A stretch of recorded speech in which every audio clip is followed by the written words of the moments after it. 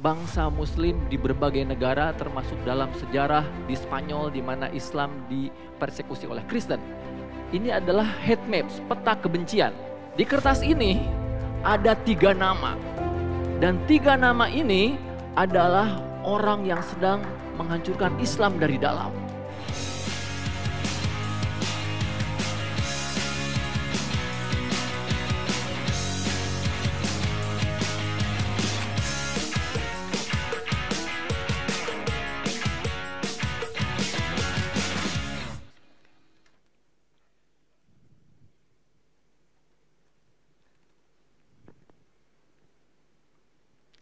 Assalamualaikum warahmatullahi wabarakatuh. Salam sejahtera buat kita semua. Pada kesempatan kali ini saya akan berbagi 3 cerita tentang perdamaian dan 1 cerita tentang kebahagiaan. 13 tahun yang lalu saya dengan rekan saya Erik ini mendirikan Peace Generation Indonesia dalam sebuah suasana yang penuh prasangka. Saya mengkritik dia seolah-olah dia bertanggung jawab atas apa yang dilakukan oleh presidennya. Saat itu Amerika menyerang Irak dan saya memprotes demo anti perang di depan kedutaan Amerika dan saya menganggap bahwa Erik bertanggung jawab. Suasana yang cukup panas di sebuah kursus bahasa Inggris sebetulnya. Tetapi Erik sebagai guru yang baru datang ke Indonesia waktu itu melihat saya yang berjanggut dan dia berprasangka bahwa ada seorang Taliban di kelasnya. Dan dia khawatir dan dia curhat pada istrinya. Pada pertemuan berikutnya, Erik mencoba mendekati saya, kemudian singkat cerita, kami berbicara dari hati ke hati antara seorang manusia dengan seorang manusia yang lain. Dan kami menemukan banyak sekali persamaan di antara beribu perbedaan.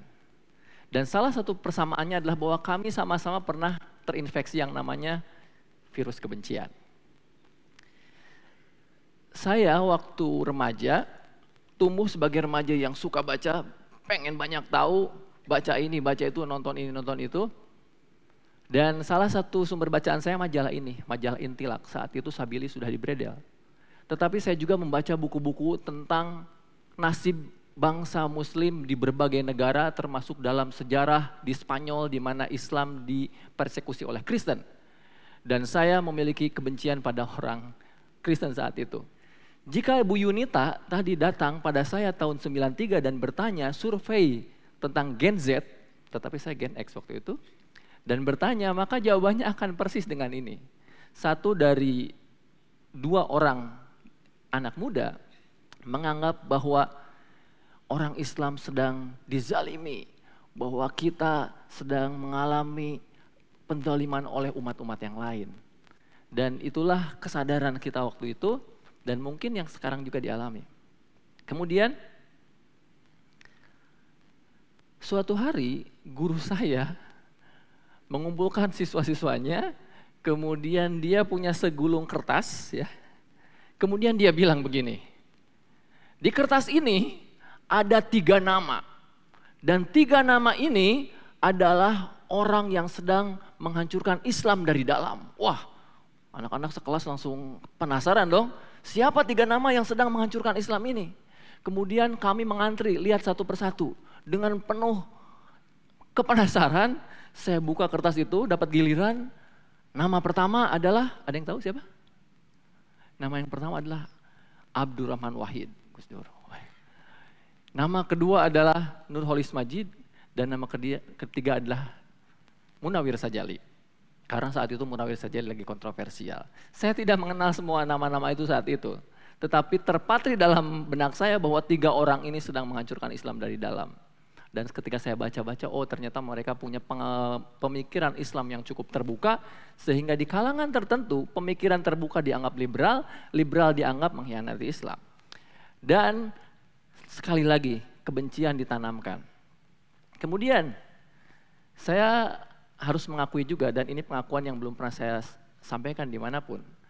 Saya pada suatu hari pulang dari ngaji pernah bersama teman-teman saya mendatangi sebuah gereja yang dibangun sangat megah di belakang masjid yang mungil, biasa yang tempat saya mengaji. Dan dengan kemarahan kami mengambil batu dan melempari gereja tersebut. Karena kesadaran bahwa Muslim sedang disisihkan dan sedang ada pergerakan kristenisasi yang besar-besaran. Lagi-lagi, kalau peneliti PPM datang saat itu, jawabannya akan persis dengan survei yang tadi disampaikan oleh Ibu Yunita. Tetapi masalah kebencian ini bukan hanya masalah orang Islam, jangan GR. Karena Eric juga seorang Amerika sama. Dia besar di sebuah keluarga yang rasis. Neneknya benci dan anti kulit hitam.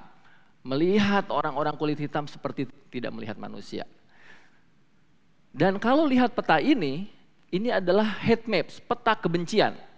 Ini sebuah pemetaan yang dilakukan oleh sebuah NGO di Amerika yang memetakan di mana saja ada kebencian di Amerika, dan ada 954 titik kebencian di Amerika. Bayangkan, Amerika yang begitu advance, tetapi masalah kebencian tidak melihat bangsa maju atau bangsa berkembang. Dan ini beragam, titik-titik ini beragam. Ada yang benci terhadap kulit hitam, ada yang benci Islamfobia, benci pada Yahudi dan macam-macam. Sangat beragam, kebencian pun sangat beragam. Dan semua itu bisa berubah kalau kita berani untuk melampaui kebencian itu. Oleh karena itu, kebencian itu seperti virus. Dia bisa menginfeksi siapapun.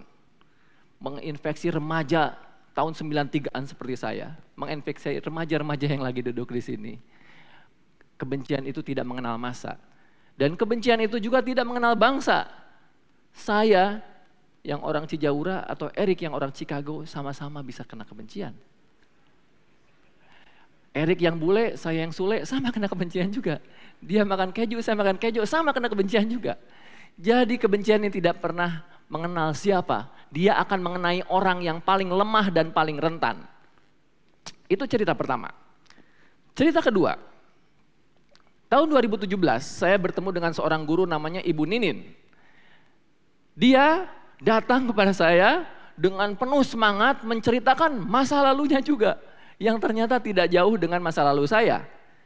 Dia itu tumbuh dalam sebuah keluarga Islam dan Islamnya, saya sebut saja, Muhammadiyah. Kemudian dia merasa bahwa dia ayah yang paling benar dan seolah-olah surga dikapling hanya untuk orang-orang Muhammadiyah saja. Bahkan kata dia menulis di diarinya yang diterbitkan dalam 12 cerita perubahan Peace Generation. Dia menulis begini, bahkan saking saya yakin bahwa saya yang paling benar, kalau orang NU sampai tawaf 7 kali terus-terusan, haji 7 kali sekalipun tetap tidak akan masuk surga. Hanya orang Muhammad yang bisa masuk surga, katanya begitu. Kemudian ini bisa dilihat nih. Lebih parahnya lagi, ketika ujian Pancasila dan kewarganegaraan, dia selalu mengisinya dengan ayat Al-Quran. Karena Pancasila itu PPKN itu duniawi lah ya, nggak usah diisi katanya. Jadi lebih isilah dengan ukhrawi, jadi bahasa Arab semuanya. Tuh, karena menurut dia Pancasila itu tidak sesuai dengan hukum Islam. Dan dia masuk sebuah organisasi yang fokus untuk mengislamkan orang-orang Kristen dengan menyasar ayat-ayat Injil yang lemah. Dan dulu saya pernah mengalami juga. Saya dulu belajar pada Abdullah Wasi'an, seorang ahli kristologi. Kita mencari kelemahan dari semua Injil, kemudian kita mengadukannya dengan ayat-ayat Al-Quran. Seolah-olah dua kitab itu adalah dua barang aduan. Nah, kemudian, tetapi Bu Ninin itu kemudian pada suatu ketika dia mengalami kesadaran personal dan dia membaca lagi tentang sejarah Ahmad Dahlan, sejarah Muhammadiyah, dan dia baru menemukan ternyata apa yang dia pahami itu tidak sejalan dengan Muhammadiyah. Muhammadiyah sangat terbuka, bahkan Ahmad Dahlan mempunyai hubungan yang baik dengan orang-orang yang berbeda. Nah, ketika kesadaran itu terjadi, dia mengajar dan dia menemukan siswanya memperlihatkan foto ini. Ini adalah siswanya naik gunung kemudian mengibarkan bendera ISIS. Penasaran Ibu Ninin ini. Ada apa dengan mereka mengibarkan bendera ISIS dengan bangga? Kemudian ketika ditanya, ternyata beberapa orang ini mereka menyimpan beberapa buku ISIS, ada sekitar 6 volume. Dan ternyata buku itu dia dapatkan dari senior-seniornya. Dan dia baru sadar bahwa ternyata virus kebencian itu sudah skalanya berbeda dengan zamannya, kemudian penyebarannya begitu lebih cepat karena dengan sosial media. Nah, Bu Ninin sangat bahagia sekali ketika tahun 2018 Peace Generation bersama Convey memiliki sebuah program namanya Board Game for Peace. Dia seolah-olah menemukan sebuah media yang sudah lama dia cari karena dia ingin menyampaikan sesuatu pesan tetapi tidak punya medianya. Ketika dia ikut training pertama di Bandung, board game, dia pulang dengan semangat kemudian menyampaikan pada anak-anaknya, anak-anak yuk main board game. Tetapi ternyata ajakan itu disambut dengan dingin karena anak-anaknya merasa apa board game? Board game itu tasyabuh, itu dari luar, itu bukan budaya Islam. Kalau dalam Islam itu lago, itu sesuatu yang tidak bermanfaat. Gitu. Tapi Bu Ninin berusaha meyakinkan karena Bu Ninin baru pulang dari Bandung dan mengalami board game ini seru banget dan bisa menyampaikan nilai-nilai.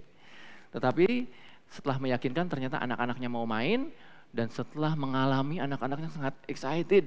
Wah keren ya board game ini, ternyata ini mengajarkan ukhuwah, mengajarkan kolaborasi, ta'awun, ini sangat islami. Dan sampai sekarang anak-anak yang tadi mengibarkan bendera ISIS itu sekarang, dulu dia mengibarkan bendera ISIS, sekarang dia sekarang menjadi agent office yang memainkan board game for peace kemana-mana.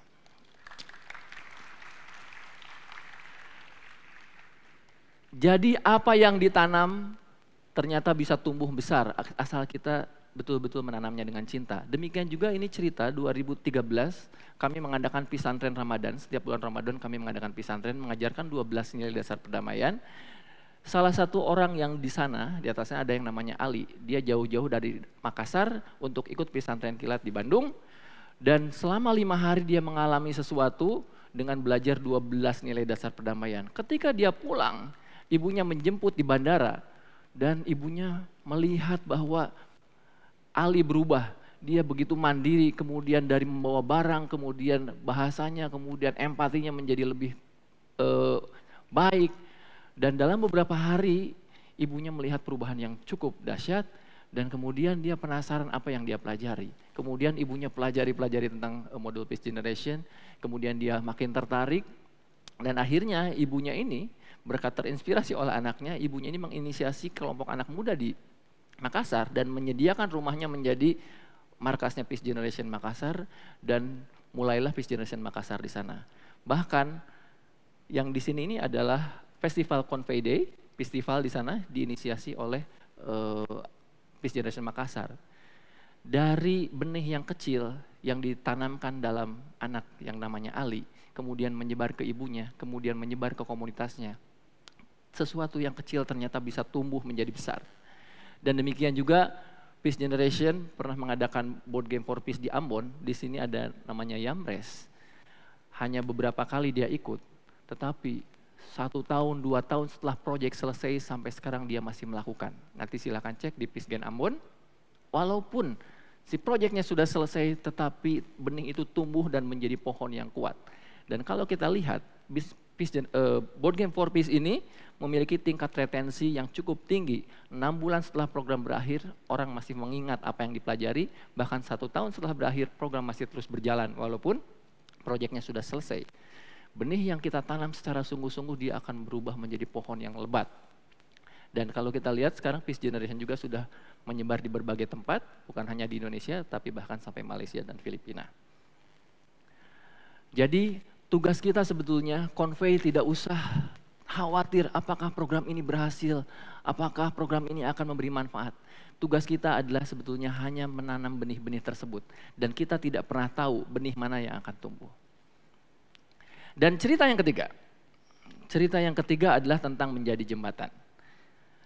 Beberapa tahun kami setelah mendirikan Peace Generation, saya dan Erik datang ke pesantren dulu tempat saya pesantren. Dan kami menawarkan kepada pesantren untuk mendatangkan beberapa siswa dari sekolah Kristen di Bandung. Bandung Alliance International School yang mayoritas adalah orang-orang bule dan orang-orang Protestan. Dan kami menawarkan pada dua belah pihak apakah mereka mau. Dari pihak Bandung Alliance School mereka ternyata hanya ada 17 orang yang berani. Sisanya mereka takut datang ke pesantren. Ada yang sudah 14 tahun di Indonesia tapi mereka belum pernah punya teman orang Islam dan bahkan belum pernah menginjakan kakinya di pesantren. Dan ketika mereka ditawari mereka takut, mereka khawatir sesuatu akan terjadi pada anak mereka. Dan ketika kami tawarkan ke pesantren juga, mereka juga khawatir. Karena nanti apa kata masyarakat, ada orang kafir masuk ke pesantren. Tapi kami yakinkan mereka, akhirnya mereka mau menerima dengan syarat tidak menginap. Oke, kami akhirnya lakukan. Ternyata hanya dalam waktu 12 jam, prasangka-prasangka semua itu runtuh dan mereka sampai akhirnya tidak mau pulang. Dan pesantren akhirnya mengatakan sudah menginap saja. Dan prasangka-prasangka yang mungkin setelah ditanam bertahun-tahun itu ternyata runtuh hanya dalam jangka waktu 12 jam. Saya berkeyakinan bahwa sebetulnya tadi survei-survei tentang prasangka-prasangka orang lain itu akan runtuh begitu saja. Tidak begitu sulit meruntuhkan tembok prasangka jika kita betul-betul memberikan wahana dalam bentuk jembatan. Dan beberapa tahun kemudian, sekitar 2 tahun yang lalu, kami juga menginisiasi mempertemukan sekolah Kristen Yahya dengan sekolah Muhammadiyah Bandung. Kunjungan pertama sekolah Kristen Yahya ke Muhammadiyah agak kaku. Kemudian kunjungan kedua dibalas oleh Muhammadiyah datang ke Yahya. Dan menariknya adalah ketika SMP Muhammadiyah datang ke sekolah Yahya memberikan sebuah kejutan. Yaitu kejutannya mereka berbaris, orang-orang Kristen itu dan mereka menyanyikan sholawat. Dan sampai orang-orang Muhammadiyah tersebut terharu dan menangis. Tetapi sebetulnya ada satu hal yang orang-orang Yahya itu tidak tahu. Bahwa sebetulnya orang Muhammadiyah tidak sholawatan sebetulnya.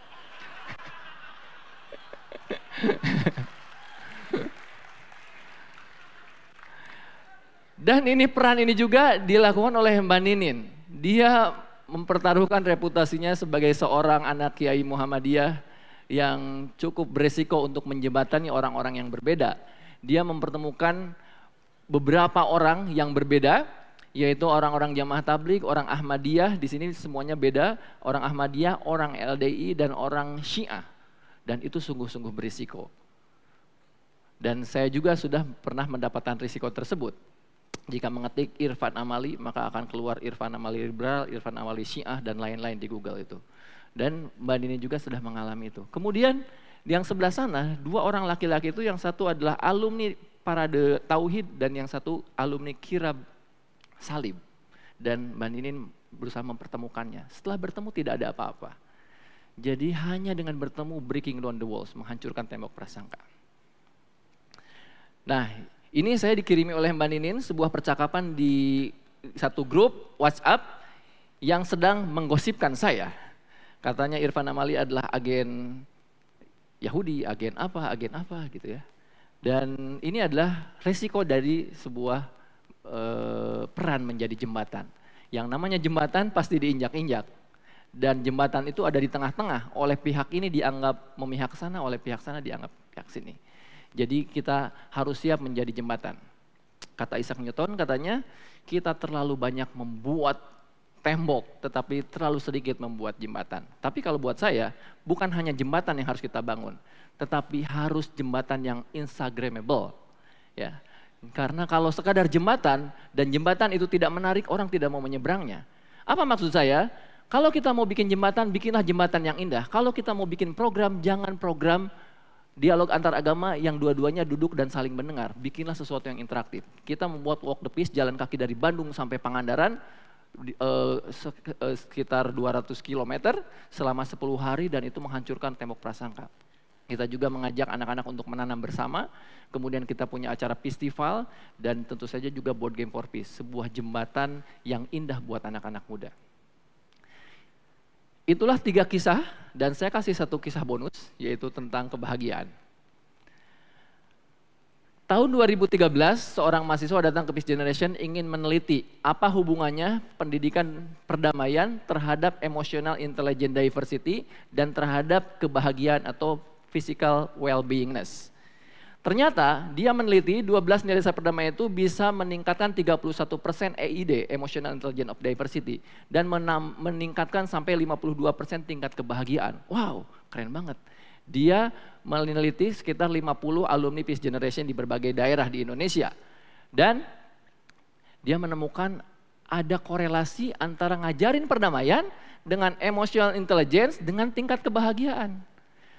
Dan saya ketika bertemu dengan Ali Fauzi, mantan teroris, saya bertanya pada dia sebuah pertanyaan yang kasual. bukan penelitian. Apakah dia lebih bahagia dulu ketika bergabung dengan jamaah Islamnya atau lebih bahagia sekarang ketika menjadi peacemaker? Ternyata jawabannya begini. Dari sisi self acceptance, penerimaan diri, ketika bergabung dengan kelompok ekstrim itu relatif denial terhadap diri. Kemudian personal growth mungkin ya lumayan, ada training-training tetapi relatif tidak mendapatkan pengetahuan yang lebih. Relationship tidak terlalu bagus karena dia hanya berhubungan dengan orang-orang yang itu-itu juga, bahkan melihat orang lain sebagai ancaman. Otonomi, apakah punya otonomi? Tentu tidak, karena itu sangat hierarkis. Tidak boleh ke sini, tidak boleh ke situ, identitas harus ganti-ganti. Tapi kalau masalah life purpose, keren banget, sangat tinggi. Kalau Anda bergabung dengan kelompok ekstrim ini, life purpose-nya sangat jelas, yaitu surga dan 73 bidadari. Jadi jelas sekali life purpose-nya. Kemudian environmental mastery, bagaimana menguasai lingkungan, mereka tidak mampu. Karena sebetulnya orang-orang ekstrim ini mereka bingung melihat kompleksitas, kemudian dia tidak berhasil mengatasi kompleksitas itu, akhirnya dia melakukan jalan-jalan singkat, shortcut. Tetapi ketika Ali Fauzi ini menjadi seorang peacemaker sekarang, dia memiliki self-acceptance yang bagus. Kemudian personal growth yang bagus, dia sekarang S2 bahkan S3, dia jadi dosen. Relationship, dia sekarang tidak pandang bulu dengan siapapun bisa menjadi teman. Kemudian masalah otonomi tentu saja, dia sudah tidak terkungkung lagi oleh hierarki-hierarki imam dan lain-lain, dia punya kebebasan personal. Life purpose, tentu saja tetap sama tetapi dengan paradigma yang berbeda. Dan dia memiliki kemampuan environmental mastery. Jadi kalau kita mengajarkan perdamaian sebetulnya itu adalah sebuah cara bagaimana kita bisa meningkatkan kebahagiaan. Jadi orang-orang yang damai itu pasti bahagia insya Allah. Bahagia nggak ini? Ya. Nah oleh karena itu program-program Peace Generation bukan hanya ngajarin perdamaian, tapi harus ngajarin bahagia. Kita keliling ke 12 kota, kemudian kita nanya, apa yang paling berkesan dari board game for peace? Ternyata 2 yang tertinggi adalah main board game, yang kedua adalah sesi curhat. Ternyata kita baru tahu bahwa anak-anak kita itu sangat sedikit mendapatkan ruang untuk didengar. Mereka harusnya di kelas kebanyakan harus mendengar. Padahal yang membuat bahagia adalah didengar. Tanya ibu-ibu. Ibu-ibu bahagia kalau didengar ya? Ya. Perempuan punya jatah kata dalam satu hari berapa? 20.000. Kalau laki-laki hanya 5.000. Jadi kalau bapak-bapak pulang ke rumah, ibu-ibunya ngomong terus, itu sedang menghabiskan pulsa ngomongnya. Ya. Kalau tidak didengar hari itu, maka besoknya akan dirapel dan akan menjadi 40.000. Ya, jadi mending dengerin aja. Ya. Dan ternyata anak-anak muda sekarang banyak yang tidak didengar. Anak saya mendampingi 3 orang temannya yang ingin bunuh diri karena di sekolahnya tidak didengar dan orang tuanya tidak pernah tahu apa yang dia inginkan. Dan ketika kita keliling board game for peace ke 12 kota, hampir semua masalahnya adalah masalah pertama kali mereka mendapatkan ruang untuk didengar. Dan saya curiga para ekstremis itu adalah orang-orang yang tidak pernah mendapatkan telinga untuk dia bercerita. Jadi please, kalau di sini ada guru, ada orang tua, dengarkanlah anak-anak. Dan saya juga menangani anak SMP yang dia ingin pergi ke ISIS, kemudian dia berniat untuk menikah dengan seorang mujahid. Ketika saya ngobrol dengan orang tuanya tidak tahu apa yang diinginkan anaknya dan guru-gurunya juga tidak tahu apa yang sedang difikirkan oleh anak-anaknya. Nah, jangan-jangan kita kurang mendengar. Nah, oleh karena itu program-program Peace Generation memastikan bukan hanya mengajarkan perdamaian tetapi memberikan ruang untuk bahagia. Oleh karena itu, kalau lihat survei dari semua program di 12 kota, kita memiliki satisfaction rate yang cukup tinggi. Tingkat kepuasan yang cukup tinggi yaitu 70%. Bagaimana mengukurnya? Kita gabungkan antara yang puas dengan yang sangat puas dikurangi yang sangat tidak puas. Nah kalau kita ingin memastikan program kita memberikan kebahagiaan, ukur dengan ukuran ini. Dan demikian juga kepada para pegiat perdamaian di sini, jadikan pekerjaan itu sebagai sesuatu yang membuat kita bahagia. Buat suasana yang bahagia dalam menyebarkan perdamaian. Oleh karena itu di Peace Generation kami menghias kantor kami, pengennya sih seperti kantor Google. Tetapi ya mirip-mirip lah. Kita membuat suasana yang menyenangkan dan 3 hal yang membuat menyenangkan kalau kita bekerja. Pertama tentu saja gajinya, yang kedua adalah temannya, yang ketiga adalah ilmunya. Karena kita belum bisa ngasih gaji yang tinggi, maka pertemanannya harus begitu intens. Setiap pagi kami ada morning reflection, Senin dan Jumat. Kemudian kita punya program-program yang sangat humanize. Kemudian yang ketiga harus ada peningkatan, ada growth, ada peningkatan knowledge. Kita harus mendapatkan ilmu, kemudian harus ada pelatihan-pelatihan. Dan oleh karena itu ketika kami mengukur oleh konsultan, teman-teman di Peace Generation memiliki tingkat satisfaction dalam bekerja sampai 78%. Nah, oleh karena itu, di sini semuanya pasti yakin sedang punya concern yang sama seperti yang tadi dipresentasikan sejak awal. Bahwa Indonesia sekarang sedang mengalami sebuah tantangan, penyebaran virus kebencian yang begitu cepat. Tetapi kita tidak usah mengutuk kegelapan, hanya menyalakan lilin. Kalau di tangan kita ada sebuah benih dan besok kiamat, kata Rasulullah, tanam saja. Apapun yang bisa kita tanam, tanam saja. Dan sebanyak mungkin yang bisa kita tanam, tanam saja. Dan tidak usah pernah khawatir mana yang akan tumbuh. Karena alam akan mengatur semua dan sesuatu itu akan tumbuh. Jadi cegah virus kebencian, kemudian sebar benih-benih perdamaian seluas mungkin, kemudian jadilah jembatan. Tetapi jangan lupa bahagia. Karena bahagia adalah hak segala bangsa. Dan perdamaian di dunia mulai dari damai diri kita. Ya. Terima kasih. Dan saat ini saya mau memanggil seorang yang menjadi ujung tombak dalam program-program perdamaian. Dia berasal dari Ambon, di mana virus kebencian pernah menyebar bahkan sampai terjadi kerusuhan. Tetapi orang-orang seperti Yamres ini adalah orang-orang yang yakin menanam benih jauh lebih baik daripada mengutuk kegelapan. Dan sampai sekarang Yamres terus bekerja. Bahkan ketika proyeknya sudah selesai, sudah tidak ada dana lagi, tidak ada dukungan finansial lagi, dia tetap bekerja.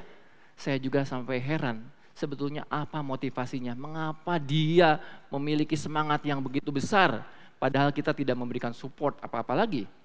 Nah, jadi saya penasaran, pasti teman-teman juga penasaran. Mari kita dengar kisah dari Yamres. Beri tepuk tangan buat Yamres.